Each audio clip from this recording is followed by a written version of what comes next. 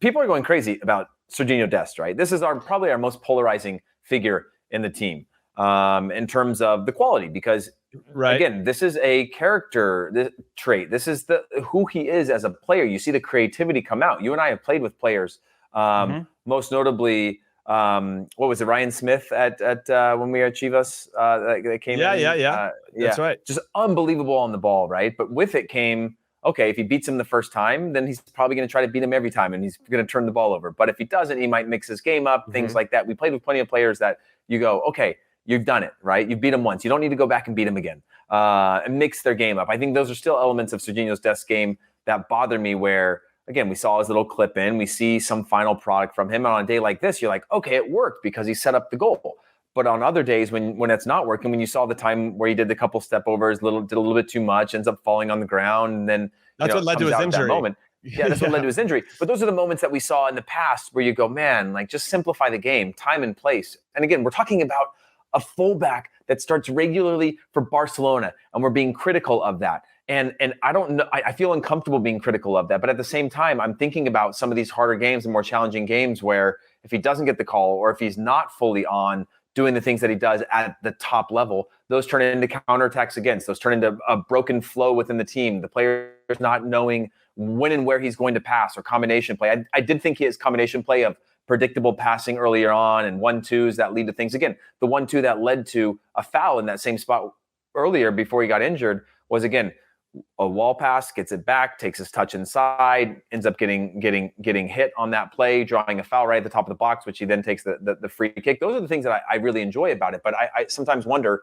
is he mixing up his game enough as well?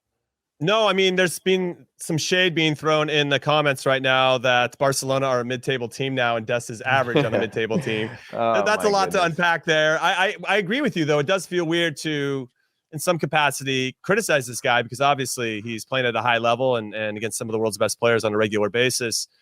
That said, the only time I watch Sergino Dest closely, I like that he goes forward. I like that he has the confidence to try things.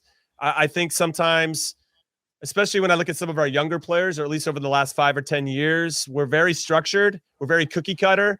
You know, we get it. We play it wide. We go support the play. And we don't necessarily have some of that sauce that I think you and I both like. But to your point, there's a time and place to show off that sauce. And so he tries something on the sideline. He's in the attacking third. If he loses it, I don't actually really care. We have the players that because at some point it is going to work and we are going to score because of it.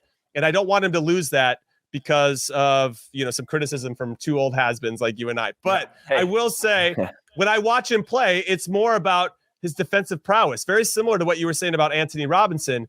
If we're going to have success at the highest levels against some of the world's best national teams, he needs to be so switched on defensively. The one time that he had maybe his biggest test of his career was against Kylian Mbappe and PSG at the Camp Nou in the Champions League 2 seasons ago. And I think Mbappe hit for a hat trick.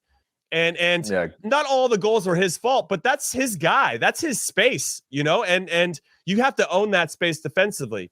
And because he was getting so beat down or having been so pinned back because of Mbappe's positioning and obviously his confidence and quality, he couldn't go forward and do his thing. So on those days that you're mentioning, Heath, when he can't get forward because they're playing against a team that's pinning us back, he needs to be nails defensively. And I saw him actually make a pretty good header back post on one of the crosses where he put himself in a good position and he bravely won the header.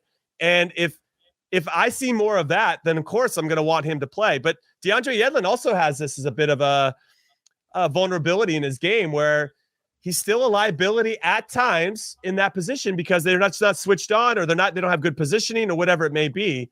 Shaq Moore, I think, does have a big opportunity. We saw him come in. If he can be kind of lights out in that area, maybe he's a guy we start when we know we're playing against a team that is going to have majority of the possession, and we're going to need somebody there to really lock it down. I don't know. I still feel like, which is really odd to say, Heath, and for everybody else listening and watching, that right back might be our spot where I don't think it's completely locked down yet. And for us to say that with a Barcelona, outside back defender player on our team is crazy. Whereas everything else, I think is starting to shape up. And I know we have some question marks with regard to center back maybe as well, because John Brooks, when healthy, do you leave him out? That would be crazy, but if other guys are playing better, then that's the way it goes. It's the national team. And the guys that are in the best form are the ones that need to play.